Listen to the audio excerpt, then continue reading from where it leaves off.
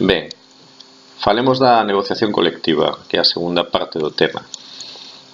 A negociación colectiva, a liberdade sindical e outros acordos de negociación chamados convenios son dereitos constitucionais que están establecidos pois na Constitución española, aquí en España. Vale, lógicamente, Constitución española aquí en España. A negociación colectiva, basicamente, é a negociación que se establece entre os traballadores por un lado e os empresarios por outro, e que dá como resultado, si vai ben, a firma que se asine un convenio colectivo. Un convenio colectivo, xa falamos circunstancialmente del neste bloque, tamén en bloques anteriores. Un convenio colectivo é unha especie de pacto entre todos os traballadores e todos os empresarios dun sector determinado, dun área xeográfica determinado ou incluso dunha empresa, para establecer unha serie de dereitos e deberes recíprocos que son adicionais aos que se establecen nos contratos. É dicir, un marco mínimo do que van ser as relacións laborais pois nese contorno concreto. Entón, é un conxunto de discusións sobre as condicións de traballo, como acabamos de dicir, levadas a cabo entre unha empresa, un grupo de empresas ou varias organizacións de empresas por un lado e un grupo de traballadores por outro para a realización deste acordo que é o convenio. Consta de tres momentos: determinación das unidades negociadoras, é dicir, que vai negociar por empresarios e traballadores; delimitación do obxecto de negociación, é dicir, de que vamos falar no convenio colectivo; e obriga de negociar de boa fe. Vale, e para isto vai haber un árbitro que é a administración pública. Cando empresarios e traballadores discuten na negociación colectiva para tratar de conseguir un convenio colectivo, vale, pois o árbitro desa discusión é a administración pública, que é a que garante de alguna maneira que tanto uns como outros pois intenten negociar de boa fe. Mediante o convenio colectivo regulanse as condicións de traballo e o convenio colectivo obriga a empresarios e traballadores afectados dentro do seu ámbito a seguir as normas durante o período de vigencia do convenio colectivo, durante o período polo cal se firma ese convenio. Por ámbito de aplicación, enténdese o sector productivo, o conxunto de empresas ás que afecta o convenio, e en outros casos o ámbito xeográfico que abarca. Hai colectivos que non aplican a negociación colectiva, hai colectivos de traballadores e de empresas que non aplican a negociación colectiva porque se regulan por outras normas. Estes son os funcionarios, os autónomos, os directores de empresa, os que realizan traballos para a familia, pero en principio os traballadores por conta allea pois realizan este tipo de negociación. Os convenios colectivos teñen diferentes niveis: nivel estatal, nivel autonómico, nivel provincial, por orde.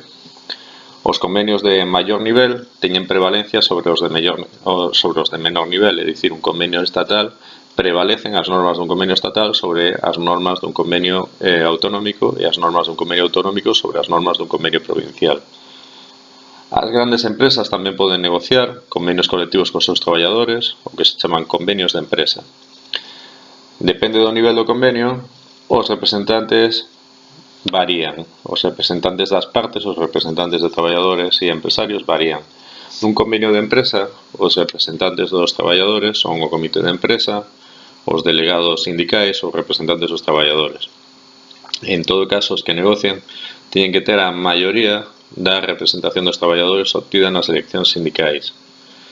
No caso de un convenio estatal, autonómico, provincial, entón aí negocian os sindicatos de maior representación na zona en que se negocia, por un lado, ou tamén, vale, aqueles sindicatos que teñan como mínimo un 10% da representación dos delegados sindicais nesa zona.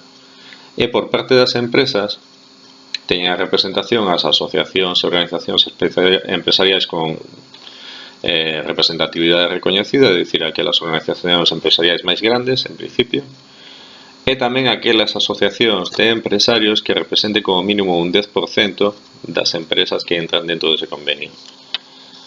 Os convenios teñen que establecer normas que sexan compatibles coas leis en materia laboral. É dicir, un convenio non pode ir contra a lei en ningún caso, vale? E normalmente no convenio regulanse dous tipos de normas.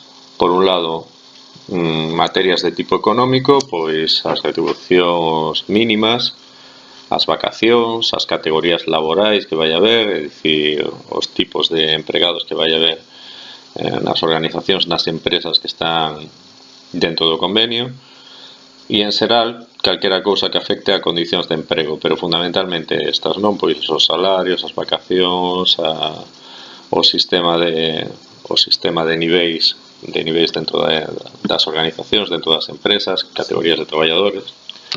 Vale, pois isto, por un lado, materias de tipo económico.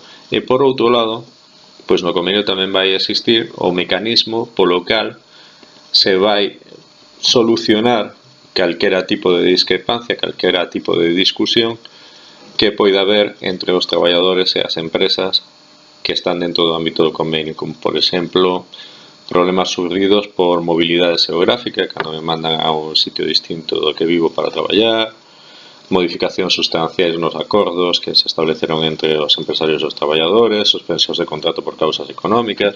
Vale, pois todos eses problemas nos convenios aparece un mecanismo polo cal se vai pois dirimir ou se vai solucionar a problemática que surde deles. A duración do convenio será o que pacten as partes negociadoras, e se non existe un pacto, o convenio prorrógase indefinidamente por anos, ata que unha parte pida que se rompa ese convenio e que se firme outro diferente. Para que un convenio teña validez, ten que ser publicado nun diario oficial, no BOE, no Boletín Oficial do Estado, se de ámbito estatal, no Diario Oficial de Galicia, por exemplo, se fora de ámbito galego, no Boletín Oficial da Provincia da Coruña, se fora de ámbito da Provincia da Coruña, e además inscrito nun servizo público, nun servizo de mediación e arbitraxe laboral. O Ministerio de Traballo, tamén por outro lado, vixiará que as normas que se establecen no convenio pois sexan compatibles coas leis, sexan compatibles coa legislación laboral. E por último, é moi importante subliñar que o convenio é un pacto que obriga as partes, pero o que establece son acordos mínimos. Son acordos mínimos, por exemplo, o soldo que se establece nun convenio colectivo é o soldo mínimo que se vai pagar nese sector productivo. Pero poden ser ampliados voluntariamente por parte das empresas e dos traballadores, é dicir, ese soldo mínimo non obliga que se pague exactamente iso nese sector, senón que, pois, de alguna maneira, o que fai é establecer o mínimo que se ten que pagar, pois, nas empresas que pertencen ao ámbito de aplicación dese convenio. Falamos de todo isto en clase.